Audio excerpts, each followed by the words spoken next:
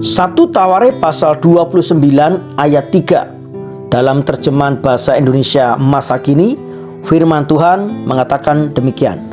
Bahkan karena cintaku kepada rumah Allahku itu, aku telah menyerahkan juga perak dan emas dari harta milikku sendiri. Suara Anak Supurio hari ini dengan judul Memberi Harta Bentuk Cinta. Daud benar-benar serius melakukan berbagai persiapan untuk pembangunan bait Allah. Perhatikan ayat yang kedua. Ia tahu bahwa itu merupakan pekerjaan besar. Di samping itu, Salomo sebagai penerus yang kelak akan memimpin pekerjaan itu masih muda dan belum berpengalaman. Ayat yang pertama. Maka selain meminta dukungan dari para pembesar Israel, Daud juga memotivasi mereka untuk memberikan persembahan bagi bait Allah. Perhatikan ayat yang kelima. Kebenaran yang pertama. Namun Daud bukan hanya bicara, ia sendiri telah lebih dulu mempersembahkan hartanya.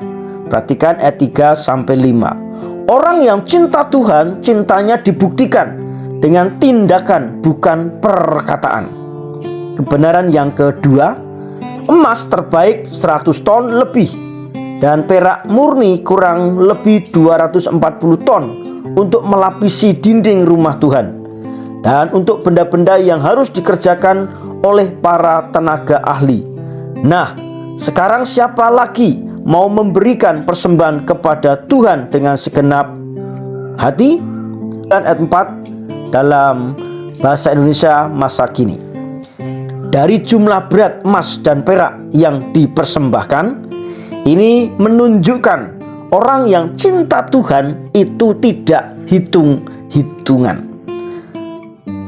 Kebenaran yang ketiga, persembahan Daud mungkin sudah cukup. Tidak perlu lagi melibatkan orang lain untuk memberi persembahan. Tetapi Daud masih melibatkan umat untuk memberi. Mungkin tidak seberapa, tetapi itu bentuk cinta dan pelayanan mereka kepada Allah, dan mereka bersuka cita dalam memberi. Perhatikan ayat 6-9. Orang yang mencintai Tuhan itu memberi dengan sukacita, tidak terpaksa. Kekasih Tuhan, berikanlah harta, uang, waktu, dan hidup kita kepada Tuhan. Sebab sesungguhnya kita tidak punya hak atas harta, uang, waktu, dan hidup kita. Semua milik Tuhan.